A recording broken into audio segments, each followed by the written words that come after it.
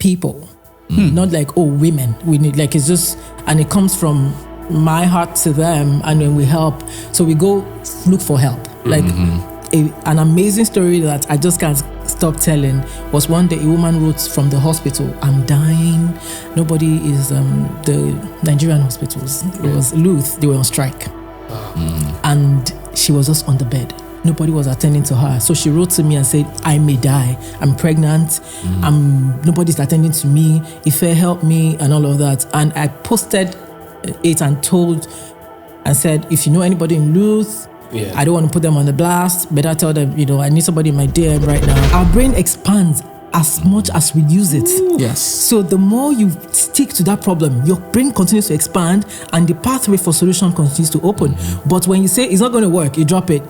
Your brain is not, you've not trained your brain enough. My goodness. Yeah, I don't care how much you have to start up. Even if you get $50 million as your investment seed, you have to start, what do I need? Not, the bigger companies, what are they hiring? I need a head of this. That's the problem. You need the titles. And the titles. And then you can put it on your website about us.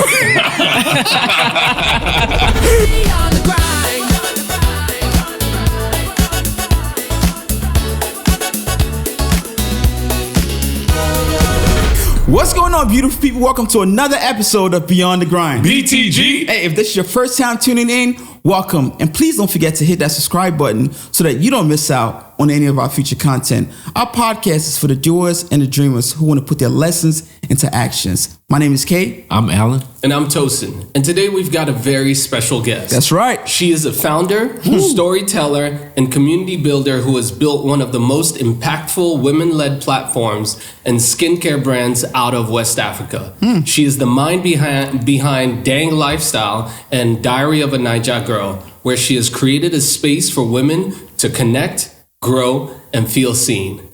Ladies and gentlemen, please welcome Ifedayo Agbo. Welcome. Welcome. Is that all me? My head is swelling. No, definitely. It is Nice truly an here. honor to have you on our podcast. Thank you. There's a lot that we're going to talk about, all right? So I'm looking forward to it. We're going to start with some softball questions. You ready? Yeah. Let's go. Awesome. All right, so you know what? One thing that always comes to my mind, like Alan always says, I start with, is why do people want to jump into this entrepreneurial route? How did you even get here? Which one should I answer first? Why do they want to jump into it, or how did I get here? Both. Why do people want to jump into it? Because people think it's fast money, quicker money than salary. Or Is it fast money? Dude. Well, don't they say that entrepreneurship is the route to build wealth? I would agree. So that's why. But it's not fast wealth. It's different. You can build wealth, but it's not fast wealth. And I always say to people who have careers that you can also build wealth by investing in other people's businesses. Okay, You don't have to do it for your business. Not everyone can be an entrepreneur. I hope I can say that to the world. Yeah, it's true. There's a kind of strength of mind that you need to and have. Heart. Yes. And body. And body and soul and spirit that you need to have to actually be an entrepreneur. I don't say, again, I think us entrepreneurs are now doing better at telling people it is hard work. We're not just showing all the cars and the jewelry and everything. Oh, we're the best. We're the best is sleeping in the studio 2 months at a time. That's right. And then it comes out with we're the best and big cars. That's right. And you're like, You are the best.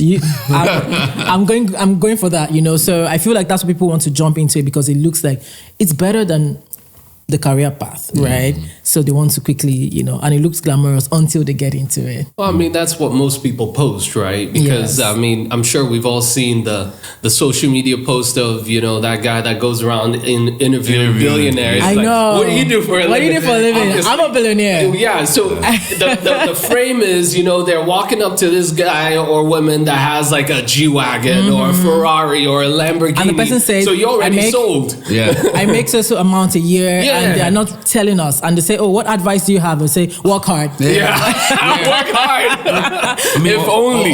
Isn't the easiest way? I'm like, just be rich. I'm like, okay, stop. So I see why people want to jump into Of course. it. How did I get here? I got here by just listening to the women in my community. So I used to be in oil and gas. Okay. I hated it. Can I say hate on YouTube?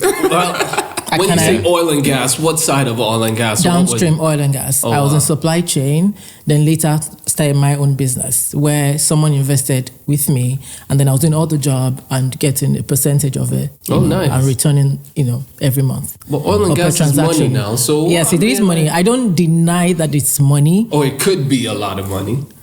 Yes, it could be. But I don't think money is everything. I think that you're blessed when you have something you love doing and you're making money off it. Okay. But if you do something you hate doing and you're making money off it, your life will suffer. We were saying that before, how everything comes together as a whole. And if you're suffering in one side and making money on one side, you're just making money. Yeah.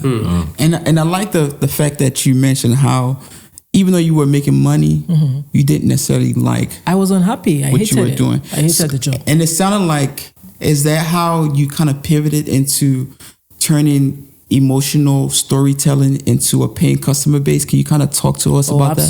Absolutely. I mean, people would, why did you leave? There's a lot of money in there. And so I was able to also tell that story to my community. When I stopped oil and gas, No, I didn't stop oil and gas before I started down community. I was pivoting gradually. And I always tell people... Side hustle, let's call it. It wasn't a side hustle, I was just writing. I was pivoting from oil and gas. Okay. I tell people when they say, I'm done, I'm leaving. No shade to Gen Z, they just up and leave, So it should be a process versus... I can't, but it should be a safety net also. That's what I did. So I saved for like 2 years, knowing that I may not get anything for a long time. So I saved, I worked hard. If I would do like maybe 2 transactions a month, I would do 4 because I knew that I had to do more. Yeah. There was no coming back to oil and gas. The moment I said I was leaving, I was leaving. I wasn't going to go back. So that's what I did. I saved. And in the process of saving to leave was when I started writing stories, my stories online, simply because I was just genuinely tired of this box that people have put women in and how women are shamed for the same thing as the man would do. And you'd be like, oh, yeah, you're good, you get another job, but the woman may never recover from that shame. So I started writing the stories and giving my opinions and without shame. So if I did that, I did that. I learned from it, but I'm not going to be put down by shame. Of course. And if I feel this way, I will say it. Yeah. Right. So my opinion was all over the place, but I was still working in oil and gas. And when I was done, I was done. And then I focused fully on that community. So what were you writing per se? My opinion on things, just mainly how women are treated, how women are seen, how women should see themselves. That's even was more important to me than how women are seen. It's how you see yourself first. And the fact that I would say things that people would be like, oh, and then they say the same thing. Oh, if you can say that, they were thinking about it, but they didn't have the audacity to say it. So I would say it, and they were like, okay, maybe I can say that too. And then so voices started opening up. And even though some of my opinions were quite controversial, but I said what I had to say because nobody was saying it. Okay. So at what point did, creating content became a business for you? Like, if you could kind of take us back into, because obviously you started telling your stories, empowering women. At what point did it just click like, you know what? I actually have a customer base here and I can make a business out of it. No. That happened when I started a business. Oh. I never took that platform as a business. I still don't. I would do it every day for free. Yeah, that's why it's so good, though. Yeah. You're just doing what you love. Yeah, you genuinely felt fulfillment just in doing it. Yeah. And I think... and you can hear it in her voice when she talks about it. People in the community knows when something is genuine versus when you're just doing something just for the sake of doing it. Because we just see women as people, not like, oh, women. We need, like, it's just, and it comes from my heart to them, and when we help, so we go look for help. Like an amazing story that I just can't stop telling was one day a woman wrote from the hospital, "I'm dying. Nobody is the Nigerian hospitals. It was Luth. They were on strike, and she was just on the bed. Nobody was attending to her. So she wrote to me and said, I may die. I'm pregnant. Nobody's attending to me. Ife, help me," and all of that. And I posted it and told and said, if you know anybody in Luth, I don't want to put them on the blast. Better tell them, I need somebody in my DM right now. And before I knew it, I just got a message from the office of the First Lady to say, we are going there right now. What's her name? Give me a name, give me a detail. That's how you Only for me to know that there were people in that community, that powerful people. Wow. And the next day she was already taken off, put in a private ward. Wow. Professors were attending to her. It was just crazy. That's amazing. We get a lot of help for women right there in the community, and that really warms my heart. And that's why I said I would wake up every day thinking, what are we going to do today? Who are we going to help today? That's a good feeling. And what life would change. So because of that, so because of that, I never saw that platform as turning them into customers. Right. I just saw them as fellow women. So I would say community members, because we're all just finding our way doing in life, trying to figure out things. I always like to ask, especially for those that are successful and still remember, because sometimes after you've been successful a while, you forget the days of small. I don't forget it. So it's stuck in my head. I never forget. So some people aren't quite there yet, right? So can you tell us what that beginning looked like, right? Which of the beginnings? The beginning of the Dan community. Right. Can you explain what Dan community is? I don't think Diary of a Naija Girl Community. Let's say that again. Diary of a Naija Girl Community. Oh, yeah. So we just it's in dang. Yeah, I just wanted I wanted our viewers to know what it was. Like, yes. Where we use acronyms. So maybe let's start it this way. You wanted to start, sharing your story and all that stuff out with the public, right? But what if it never caught fire? I get your question now. I think initially I was not happy that it didn't catch fire. Yeah, because a lot of times when we put ourselves out there for like a year. Yeah, because I was not happy that it didn't catch fire until you were putting out good stuff. I was giving y'all good stuff to me. Good stuff to you, right? Good stuff like, from what's wrong me. With these people? Good stuff from other women. Yes. Yeah. And it wasn't catching. And I would be like, I can tell stories. I know I can tell stories. I know that my opinions are great. I know that I have sense. So what's happening here? And one day I just told myself, like, why are you bothered? People are sending you DMs to say my life is changing. Shouldn't that be enough for you? That should be enough. If you woke up and one person's life changed, that's right. Then you're doing something right. So leave it alone. And guess what? The moment I stopped looking at likes, comments, I read all my comments. I just don't read the numbers. Like, how many people commented today? Whatever. How many likes? No. I just put it aside and enjoyed the people that were there. And I started celebrating the people that were right in front of me. Yeah. Things just changed. And I didn't know when it happened because I wasn't calculating and checking to see.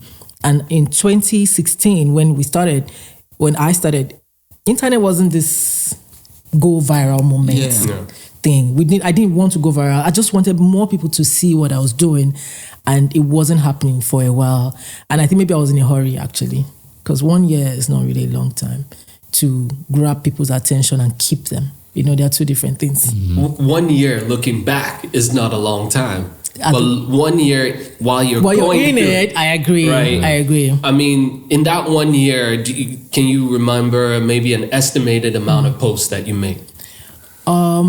I would make a post every day. I made a point to make a post every day. Now, not so. I don't make a post every day anymore. So, but yeah, I was asking that question to go somewhere because that work ethic in the beginning is what I wanted to kind of touch on right now, right? Because a lot of people, like we just said, they want to start a business and they think, I'm it, you know. I start a business tomorrow. I bet you, you know, tomorrow I'll make this money. And then they think, what's taking so long? It's like 5 tomorrows later. They try it. Tomorrow comes. The next day. The next week. And then they drop it. I'm done. It's hard. It's hard to keep going. What kept you going? Just the love of it? It's the love of it. Yeah. I loved it. I enjoyed it. I always tell people, put out what you want back. Mm-hmm. So I put out quality content. I got quality women on my platform. So then the conversations were so cerebral. They were so nice. Women were funny, laughing at each other, laughing at me. I would even laugh at myself first. Mm-hmm. And it was just easy for people to just laugh at each other. So it was fun. It was good. It was just cool.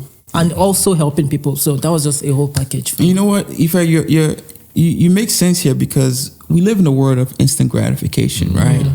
And a lot of times, and I'm talking about myself here, when you start something, especially something that you want to quickly turn into a business, you know, you might not get that instant gratification like you want to you know, like you think you're going to get, especially if everybody has told you that you're the Don't worry, this is going to blow up. You know what I'm saying? And sometimes, you know, you get to a place where like you're being consistent, but you're not seeing the traction, but you end up quitting. But I think from what I'm getting from you here is that whether you got paid or not, you were going to keep doing it anyway because of the impact that you were having. Not the grand impact, but the one-on-ones that you were having with different women, one right? At a time. Yeah. One at a time. I think also the issue is fixed versus growth mindset, right? The fixed mindset will tell you, this cannot be solved, so I drop it. You find people who have done 5 businesses, not because there were no potentials, it's because they did not have the mindset to the growth mindset. So of course the fixed mindset will say, this can't work. The growth mindset will say, I will stick to it until it works. Yes. And then, and the thing about our brain is, make it work. and our brain expands as much as we use it. Yes. So the more you stick to that problem, your brain continues to expand and the pathway for solution continues to open. But when you say it's not going to work, you drop it. Your brain is not, you've not trained your brain enough. My goodness. Yes, I couldn't wait to jump in because you just reminded me of one thing I always tell people, right? If you start with a negative mindset, I agree. It's not gonna work. No. 100%. Whatever negative energy you're giving that problem, It's already failed. It's already failed. I agree. You're just waiting for it to But if you come at it with positive energy, you're like, hey, I can do it. You know, I will figure it out. I might not know it today. I will figure it out. Yeah, I might not know it today, but tomorrow I might figure it out, or maybe I might get connected to somebody that will connect me to another person that will. But that's still the mindset of I will figure it out. Yes. Yes. You know, so a lot of people end up closing themselves off. Like I was consulting with this guy and he was just like, man, I just can't do it. You know, this, I'm like, wait, hold on. You know, like we just started this conversation.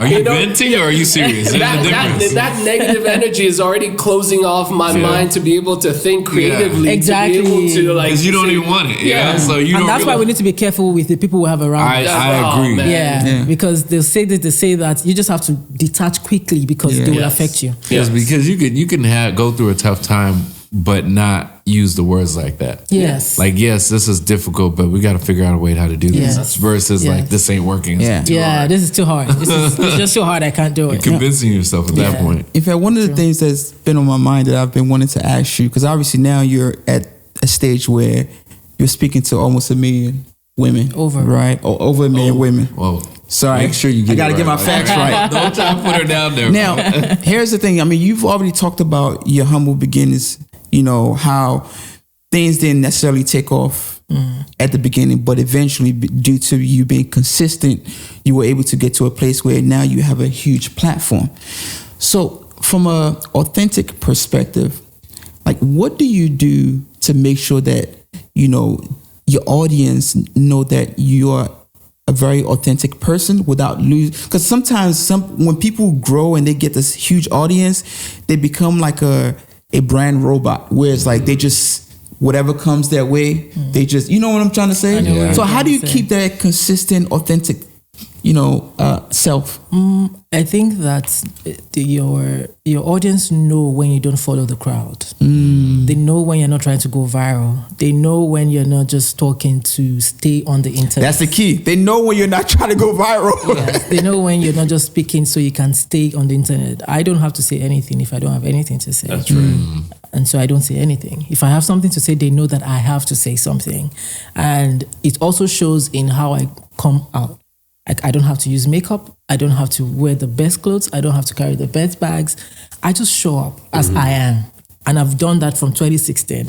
So the only thing that they've seen change is my own evolvement in life as a person, business-wise, But being authentic just shows them, they see that I don't follow the crowd. I just go my own way and I meet my own people in front. And I don't have to go this way because everybody's going that way. I love it. As your business, just inspiring me right now, honestly, to be honest. So as your business started growing, I'm sure you had to start getting a team. Of course. Tell me about that experience, because you started this off by yourself. I know. Right? One camera, one girl. Not even now, the camera, my pen. Oh, sorry. Yes, pen and first. My yes, phone, you were right. If you're talking about Dang Lifestyle as a business that started, yes, I did start with myself, the formulator, social media manager, 3 of us. Okay. And then, of course, we had to hire logistics, operations, customer service. Who did we hire again? Office manager, then more customer service, more logistics. Wait, you're like at 10 people now. No, I'm just saying how, it just build up. How we built it up. But initially it was so frustrating because I didn't know the amount of orders we would have. I did not see my platform. I didn't see my community members as customers. Yeah. I didn't know how they would support this brand. I just said, oh guys, because the first thing I did was sell candles. I said, I love candles. I'm going to sell candles. And then 1 week it was sold out. And then they were, what a blessing. And then they were buzzing me. I've not gotten my delivery. I was like, I don't even know how to do this. I was just making it for myself. I didn't know. I had to go to my cousin's house, Femiola Day and Diola Day, and God bless you. They helped me pack my candles. Let's pack it. So we're packing. And then you had to deliver. I had to go all the way to myself to the logistics people's office. Please send to this place. It was so tiring. Because I didn't know, so I had to stop first. Like hold on. Let me restructure this. Yeah, I need to. This is all not orders on hold. Yeah, and God, so good, COVID happened. Oh. And I was like, thank you, God. So there are positive stories that come out of there. There's some tough stories that come out. Thank you, God. I don't know. Oh God, yes, please. But everyone had more time to make orders then, right? Who? No, but in the beginning of COVID. In the beginning. So I had to stop. There was nothing to order anymore. Oh, yeah. It was sold out already. That's The only problem was delivery. Oh, right there. I got it. To deliver the product. Like, it was just too much. And people, I've not received it. People wanted to post their products. Oh, if I say I got my product, and then they would get more angry when somebody else was posting. Before them. So that was a problem. Yeah, that was a problem. And then so COVID happened, and then we stopped. And I'm just so happy that happened. Not trying to, I know a lot of bad things happened, but good things happened for me during that time. And so we took that time to okay. But still, that really didn't work out. Because we started again in November with candles, now diffusers and room sprays. And we got into another problem because too many orders. Again, not enough staff. So my friends came from all over to the small BQ that we had and helped me to pack. Nice. I have pictures and videos of them, and I was just making videos and like, oh, you guys, thank you. So we had to start hiring ASAP. Yep. And the reason the story does not really apply to everybody, because not everybody gets a waiting list of customers. Right. That's right. The demand was crazy. Yes, the demand was so much that I had a panic attack. I did not want to disappoint these people who saw me as a structured, disciplined person, but can't deliver their products to them. Right. Who was delivering double orders? I was delivering double orders. Oh, wow. Yes, because their names were on Excel sheets. No system, no websites. just DMs. So we just say, who wrote, put it on the system. And then and then somebody else entering it, you're duplicating names. And we're duplicating the names and the orders. Yeah. And it was crazy, but something amazing happened. People were returning their double orders. Oh, wow. They were coming back to that means they like you. They do. Really respect it. They do. I love them right back. But I love their model though, because so a little bit about me, right? So I come from the startup world. Sometimes we are ambitious. So ambitious in the sense that we go out and hire people based off of what we want to do. But I like the fact that you said you waited until those orders were coming in before you decided that you wanted to now expand. Yeah. Can you kind of talk to our audience and, why you decided to, go that route rather than getting those people in before those orders came in? I always advise to start small. I don't care how much you have to start up. Even if you get $50 million as your investment seed, you have to start. What do I need? Not, the bigger companies, what are they hiring? I need a head of this. That's the problem. You need the titles. And the titles. And then you can put it on your website about us. that is here. No, I always tell people, because it's not about the aesthetics, right? It's about the reality. It is, but a lot of people want the aesthetics. They want to look some type of way. Yes. And so when I go to present my company somewhere, I say, this is my head of whatever. My head of operations. Head of finance. I was not going to do that. What are y'all financing? No product. So, yes, I believe that you start small and begin to hire based on needs, not based on aesthetics. So what do we need? We need we need an operations person. We need a logistics person. And your team will naturally grow if your system is in place, right? But if you not just go and hire, you now start putting system in place with people in there, you don't know what they're doing, then you have to fire or then change department. It just feels like a lot. So I started that way because I didn't know how many customers we would have, and then we hired it, and then I had to hire, and we hired gradually, and now we have a good team. It sounds like hiring people was really easy for you, right? You found people the first time you hired them, right? The best people stayed the first time, right? No, it was hard. Good thing though, we still have our founding staff, even after 5 years. We take care of our people. Yeah, we take care of our people. But it wasn't easy getting this excellent set of people in one place. You have to hire until we found our people. Now, were you the right type of company that people would want to work for and stay for? Is that was that the mindset of trying to build a company that people will stay long term, or you're just looking for help anywhere you can get it? No, I believe that you have to create a company where the environment is happy. Of course, we're not here playing. This is a real business, but it's happy. My staff know that I have an open office. I don't shut my office door. Just come, go. You just see people coming and going. And I like that because they're not afraid to speak. This way, it's going to be hard for some head of department to act anyhow, because you know that if I has an open office, so if I do anyhow, anybody can go and talk to her. Exactly. So it's really hard for people to just, So the company culture we have at Dang is, it's in a lot of our videos on our Instagram page. You see how people act and play, but you still get the job done. And you hear people say your customer service is fantastic.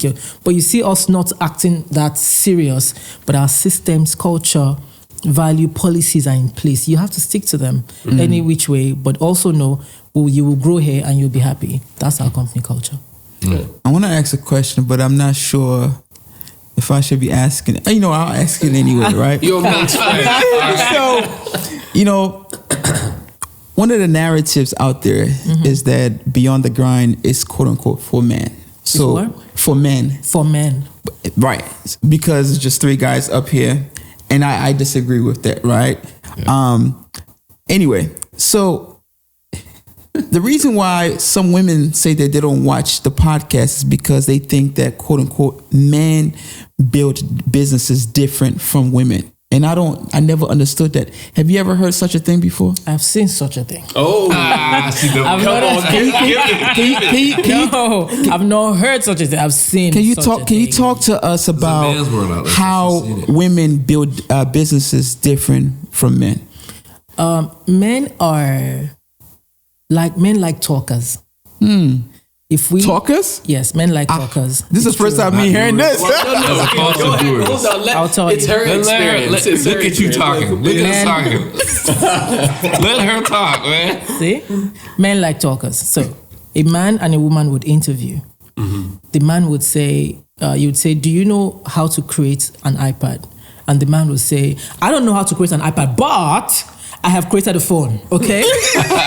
And doing an iPad would be simple because I have this knowledge to create this iPad. And the man would say, fantastic. And the woman would say, I don't know. See, look at my tone.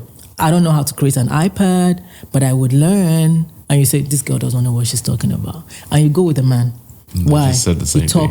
They said the same thing, but he talks more. He has more bravado, and you are more confident. And you're looking at that confidence. You're looking at that talk. You're not looking at the woman who is soft-spoken, who has told you the truth. I do not know how to, but the man has used words to bamboozle you. So you hire such men into your company. The reason wise men put women in their HR, put women in their head of legal, put women in the head of compliance is because women... Language. I know this because women not let her finish. Okay, so women see through bullshit. Men really don't. You just accept it, and then you start complaining. See, I was gonna come after you, but you said wise men. She said wise men. I'll back down because in my company, I think it's like 90% women. So it's okay. You called me wise. I appreciate. Thank you. You know what? Thank you. But you made some valid point. I would say, on average, a lot of the women tend to be better listeners, and in the business side of things, as far as that's concerned, I've noticed them to be really intuitive. Yeah, really, like on another level. I'm talking about my staff will tell you from day one. I'm talking about a person walks in, hello, good morning. They won't even interact with them, and I'll say, oh, okay. They were decent. I don't know. It's early to tell. Let's wait till the next time. My staff would be like, nope. Yeah. I'm like, all you did was speak it and wave. Just the energy. I heard a couple of things she said. Then they'll come in and it's somewhere where I'm like, I'm not sure. I'm the same with everyone. I'm like, let's wait. It's just the first interaction. They'll be like, that's the person. And I'm like, and it 9 times out of 10 works out the exact way. True. So they're more, I would say on average, I have noticed from my experience that they've been very intuitive. You can Google it right now. Women have the best businesses. Check. No one has actually explained it to me like that before. Until now, I'm just thinking, I've told the story here several times. My first hire in my startup. So I don't know about other men, but I tend to take things for face value. So what you tell me is what I take, right? And I'm a terrible hire. Like, I can't hire to save my life because what you tell me is what I believe. Until, we brought a lady in. Well, we actually outsourced it. And the lady, she was in HR. And she was telling me that when you're hiring, it's not just what they say. You have to look at the body language, the intuition, like how quickly do they, even like just the stories that they're telling. It's the little things, right? So maybe when it comes to intuition, making the better decisions, I would probably say women, but I've never heard. Sorry, she was right. According to Google AI. It says research suggests women-led businesses often outperform male-led ones in efficiency and return on investment. So, fact check there. For my guys out there, if you want to go start a business, look for a woman co-founder. I agree. Or join a woman founder as her co-founder. Okay. Yeah. That's good. That's good. Well, That's good. Some of us have 2 girls, so we know how to speak this language. All right, we gotta be prepared for it. Okay. Yeah. So I mean, at the end of the day, of course, we all have our strengths and weaknesses and all of that. But women do run great businesses. So proud of them. Now you mentioned, obviously you started this from Nigeria, correct? Yes. And now you're based here in the U.S. So, what does that look like from a logistics perspective when you have a successful brand in Nigeria and then you're moving that brand to the US? I mean, what is that like? Not moving the brand to the US, just expanding. I mean, moving feels like we're living somewhere. Yeah, that's true. And going somewhere else. No, we're just also like a branch, just branch out. And because before now, we already in the US, we're already delivering to the US. Our this thing is, can you fit? Oh, let me move forward. Yeah, so we are already in Ohio. Our fulfillment center in the US is in Ohio. Nice. Fulfillment center in the UK is in Manchester, and in Canada, our fulfillment center is in Toronto. So we already work here, e-commerce, right? So coming here was to make sure that more people know about us, not just the Nigerian community. The Nigerian community is amazing. When they love you, they stick with you. But also, how can a business grow? Right. Yeah. We just keeping to people that you know. So how many branches do you have now? We're in Ghana, Nigeria, UK, USA, Canada. I hope I'm not missing anything. A lot of now. countries. Yes. She's a big dog. That's what I'm trying to tell y'all. You're not messing with a small girl here. It's a So big here girl. in America, we've just had our first pop-up last week. Oh, nice. Thank you. And it went really well. So we're just trying to push, just getting to storefronts. You know, this and our story is, this is the best skincare brand in West Africa. We're bringing it here. We need you to experience it. And you'll be wild when you do. So that's what we're pushing. I need to change up my skincare routine. That's all I know, you know. That's actually a really good I need to industry. come work for you. It's good, you know. Like, Wait, was it you that was saying that you read somewhere that the brand was at a $10 million revenue or something like Over that? 10 million. Over Over 10. 11 why are you keeping us all there with these low numbers? It's okay. I'll make the corrections. I'm sitting right here. Thank you. He was trying to be modest. He was trying to be modest. He was trying to be modest. She's like, no. He didn't want to go all the way, you know. So, as a business, I mean, when you get to that place where you're at over $10 million in revenue, what complexities do you have to now deal with? Because I'm sure, like, when you're at $1 million or less, the level of complexity is different from the level of complexity now. Can you kind of talk to our audience about that? The guy who said more money, more problems didn't lie. You know. He did not lie. I mean, then you begin to see bigger potentials. And then you have to get into it. And it's not the same. Nobody gives you a pass anymore. No. That they see that you're doing this big thing. So a little mistake is like, we expect more from you. And then if you're not careful, you see, oh, all of this revenue, I can hire this, I can hire that. So in place of creativity, you begin to use money. And that's very bad for a business. You think it through, how best can we do this without money? Then if we cannot do it without money, then let's do it with money. And for us to be grounded, we had to, our policy is straight. We also have to be very strategic that everything we know, let's replicate in America before we start throwing money around. That's true. You know, let's see if it will work here. It was not the easiest thing, to be honest. I feel like people don't tell you enough how crazy it is to start or to branch out into a new territory. Yes. Correct. Because there's a lot of unknowns. There are a lot of unknowns, and then you make those mistakes. You don't want to make that mistake with money. No. So that's why I said, that in place scale. at that scale, in place of creativity, don't use money. Use your creativity first, and let's see, is that going to work? Then introduce money gradually, slowly, and then say, do not be afraid to start slow in a new place. It does not because you have money, just start throwing it around. So I feel like, that's something that I've learned. Even with all that revenue, don't replace your creativity with it. Just start slow and grow from there. One last question, and we want to go into a next segment. If you had to advise, our audience, especially those who want to start a business, who want to get to where you're at now, what is the biggest advice that you would give them? Maybe one for the ones who want to start a business and the one for the one who's running the business, but they're not really getting the traction that they need.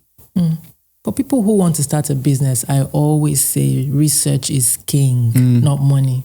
Money is good, but research is king, because then you have an idea. Because you never know until you start. That's right. What you're going, experience will teach you more than Harvard or whatever will teach you. That's right. So research first.